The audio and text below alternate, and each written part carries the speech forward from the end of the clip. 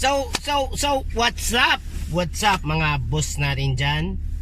At mga boss natin doon. So, time na! At dumating na yung stub natin sa in-order natin na Jordan 11 BREDs 2019. So, abay na hintayin natin. Pick upin na natin siya ngayon at ngayon na. Anong oras na ba? 11:43 na po. Minus 3 ang weather natin ngayon, kaya medyo malamig, pero kailangan ma-pick up na natin siya at ma-unbox na rin natin siya, makita natin kung peke ba siya o original. Okay, so wag na natin patagalin, kita-kits tayo at medyo malayo-layo pa, 15 to 20 minutes ang biyahe. So let's go, samahan nyo ako. Boom.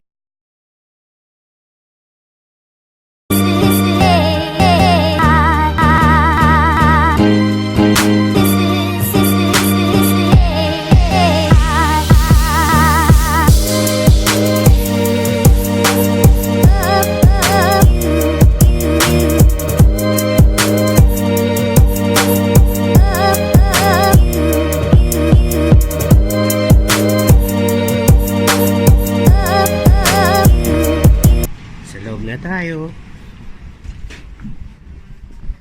Tingnan muna natin yung pabango, guys, kung magkano.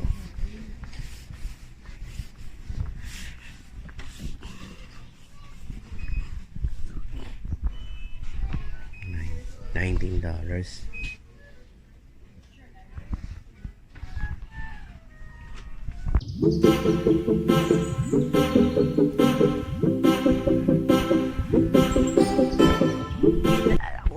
Siya, guys, nakuha na natin, pero bawal mag-ingay dito, baka mapalagalitan na naman tayo. So eto na siya lahat. Ang laki ng loto.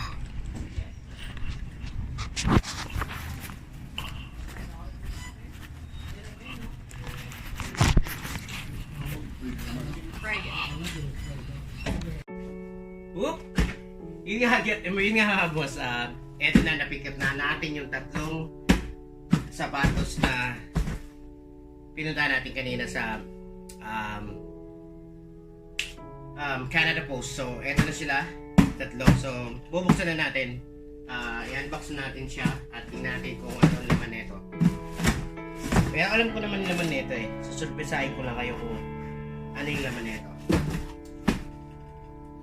So, una, eto. Tingnan dito, Peter Rabbit. So, gagamitin natin ulit na pang-unbox si Peter Rabbit. So, yan.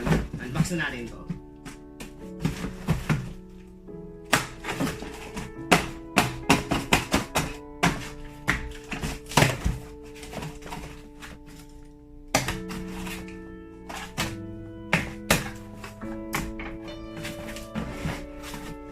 Whoop! So ayan guys, ito yung unang box. Jordan 11 BREDs size 5. So size 5, alam niyo na kung kanino to, kay Mrs.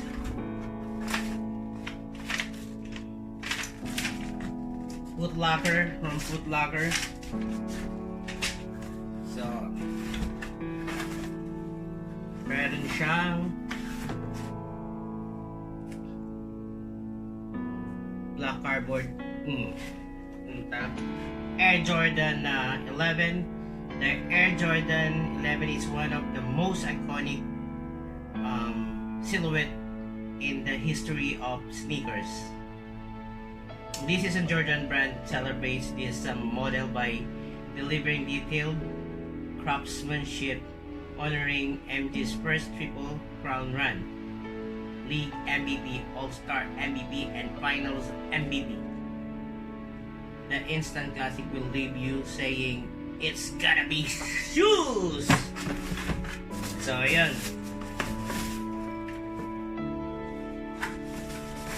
Kay Mrs. So, update ko lang kayo, last na release nito is 2012. So, wala pa ako dito sa Canada. Kaya, first time ko lang magkaroon nito. Ito, para kay Mrs.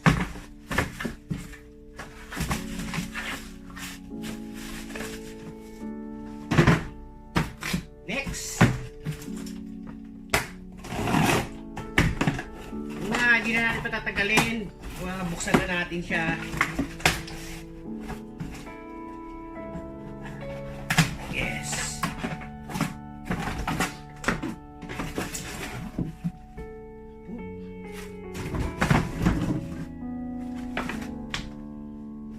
J12 J11 9.5. So, alam niyo na kung 9.5 kay Anakis to, kay Reg. Foot locker.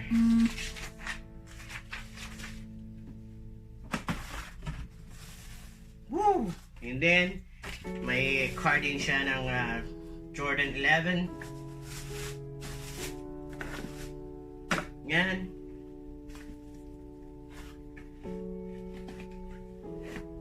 And then, ang ano niya, shooter niya is red. Shooter niya is red. Tingnan natin yung ano, size 5. Tingnan natin. Ayun lang mga boss, sa pagkakaiba ng ano, ng 5Y, yung mga sa youth, hindi siya ano, cardboard lang yung ano. Ito yung sa men's size, at saka ito yung sa youth size. So, ito lang yung pinagkaiba.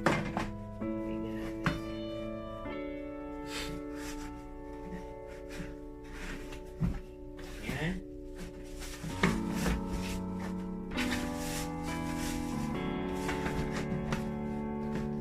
Ito yung kay sa anak ko. Sa amin pa lang, alam mo na kung original o hindi. No question about it. Boom! Yan. At yung ano niya, syempre, yung box ng original is meron nito. Yung green, quality control, yung green dyan. Parang sa stock eh.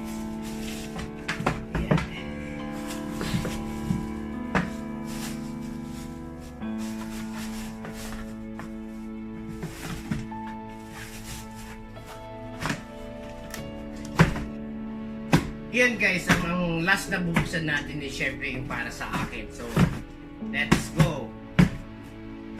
Ano natin patagalin yan?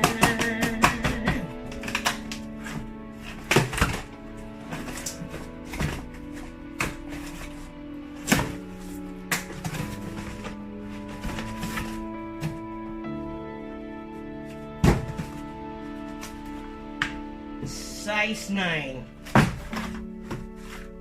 Simo, Foot Locker, card, black card, Jordan 11 card.